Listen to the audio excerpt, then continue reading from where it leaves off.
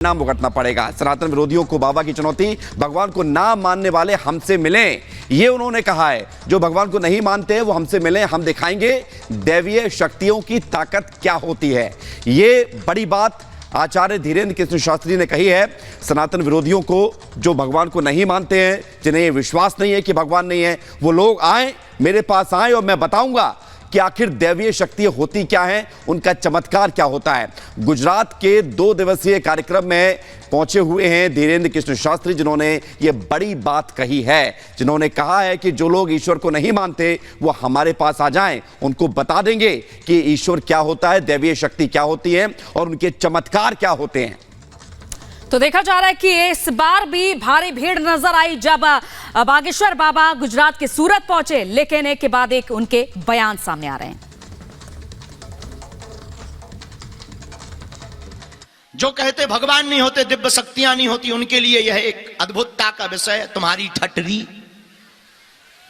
तुम अगर कहते भगवान नहीं होते, दिव्य शक्तियां नहीं, आ जाना कभी हमारे सामने, पेंट गीला करके भेजेंगे हम तुम्हें। हाँ, इतना बताएंगे कि तुम अपना मुंह खुद नहीं देख पाओगे।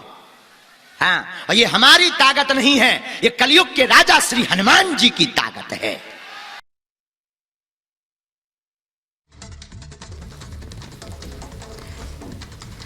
तो पटना के बाद अब बाबा बागेश्वर का धाम सूरत में लग रहा है, जहां पर हजारों की संख्या में लोग पहुंच रहे हैं। यहां पर एक बार फिर बाबा बागेश्वर ने हिंदू राष्ट्र की मांग को दोहराया और इसके पीछे कारण क्या है यह भी समझाया।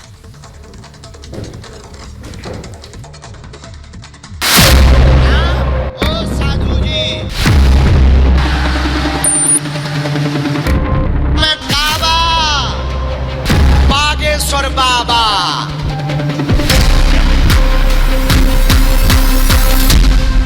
भारत हिंदू राष्ट्र था, है और घोषित पुनः होकर रहेगा। बागेश्वर वाले बाबा ने एक बार फिर हिंदू राष्ट्र की हुंकार भर दी। हमारा ध्येय कागजी तौर पर हिंदू राष्ट्र की उद्देश्य नहीं है।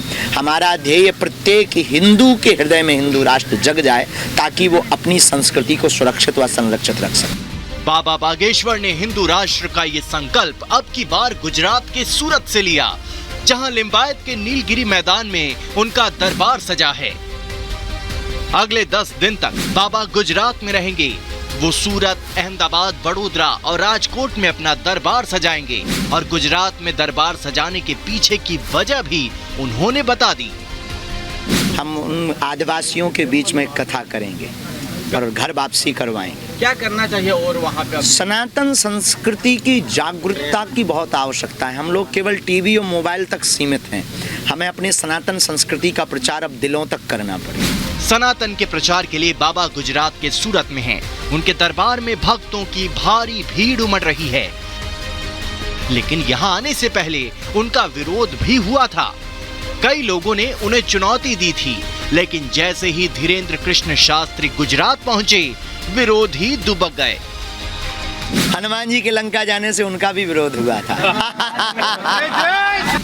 बागेश्वर वाले बाबा का विरोध करने वाले उन पर एक पार्टी विशेष के पक्ष में होने का आरोप लगाते हैं। ये आरोप उन पर बिहार में भी लगे थे, लेकिन ऐसे लोगों को बाबा ने आज करारा जवाब दिया और बता दिया कि वो किस पार्टी से जुड़े हैं।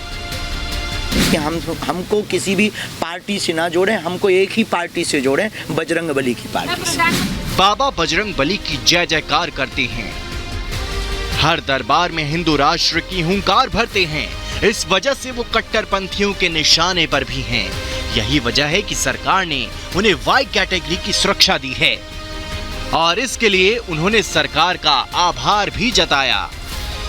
देखिए, हम अपनी जिंदगी जिए जा रहे हैं, चले जा रहे हैं। अगर सरकार को लगा, आईबी की रिपोर्ट, इंटेलिजेंस ब्यूरो की, चूंकि सनातन विरोधी ताकतें तो लगी हैं, उससे लेकिन कोई फर्क नहीं और साधुवाद। फिलहाल बागेश्वर बाबा का दरबार सूरत में लगा है, जहां भक्तों की भारी भीड़ उमड़ रही है। बाबा के प्रति भक्तों की आस्था ठीक वैसी ही दिख रही है जैसे बिहार के पटना में आस्था का सैलाब उमड़ा था। Bureau report, Republic Bharat.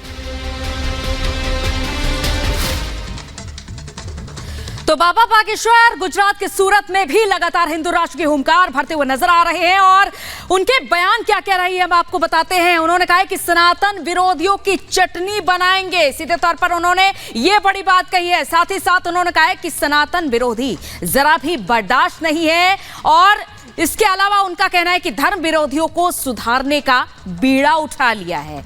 तो हिंदू राष्ट्र के संकल्प के साथ आप देख सकते हैं कि लगातार वो नजर आते हैं और हिंदू राष्ट्र बनाने पर लगातार जोर दे रहे हैं। जहां पर भी उनका दरबार लग रहा है वहां पर भी वो हिंदू राष्ट्र की हुंकार भरते हुए नजर आ रहे हैं। तो एक के बाद एक हमने आपको बयान बताए उनके कि उनका कहना है कि जो धर्म विरोधी उनकी चटनी बना दी जाएगी। हिंदू राष्ट्र बनाने पर वो लगातार जोर देते हुए नजर आ रहे हैं और साथ ही साथ उन्होंने ये भी कहा कि हमने हिंदू राष्ट्र बनाने का बीड़ा उठाया है।